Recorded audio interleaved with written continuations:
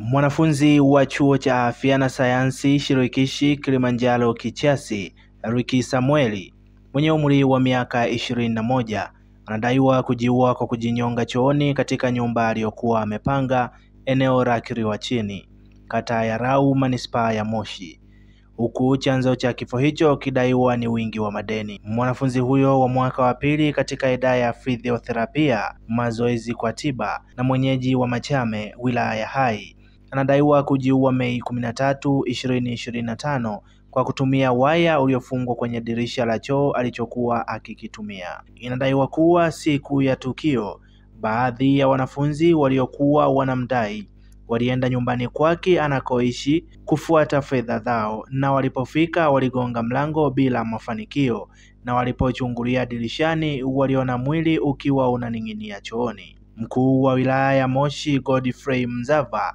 amezungumzia tukio hilo akidai kuwa chanzo ni msongo wa mawazo. Tarehe 13 mwezi huu wa 5. Eric Oscar Sawe akimsiga ajinyongea chumbani kwake, kwa maana ya choo kilichopo ndani ya chumba chake Kiriwa alikuwa anaishi, na amejinyongea chooni. Alifunga waya kwenye dirisha la chooni akajinyonga. Sasa chanzo cha kufanya hivyo hadi sasa kimetambulika ni alikuwa na madeni, lakini pia ulevi. Mambo haya mawili yamempelekea msongo wa mawazo.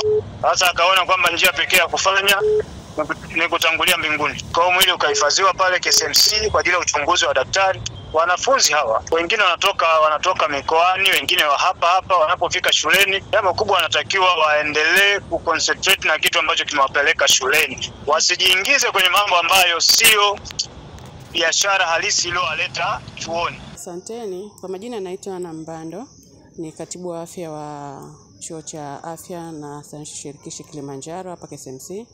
Ni kweli tuna msiba, kuna mwanafunzi commit suicide, lakini tayari kesi hii iko mikononi mwa jeshi la polisi, uchunguzi unaendelea.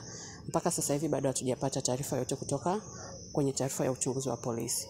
Sisi tunaendelea, tuna maandalizi kama kawaida ya kuweka mipango ya hapa na pale, lakini kujua utaratibu wa zoezi zima ni mpaka taarifa ya polisi ikamilike. Ni mwanafunzi wa programu ya mazoezi kwa tiba, anasema fizioterapia, mwaka wa pili. Ni mkazi wa Machame, japo walikuwa wanaishi Dar es Salaam na wazazi wake, lakini ni mzaliwa wa Machame.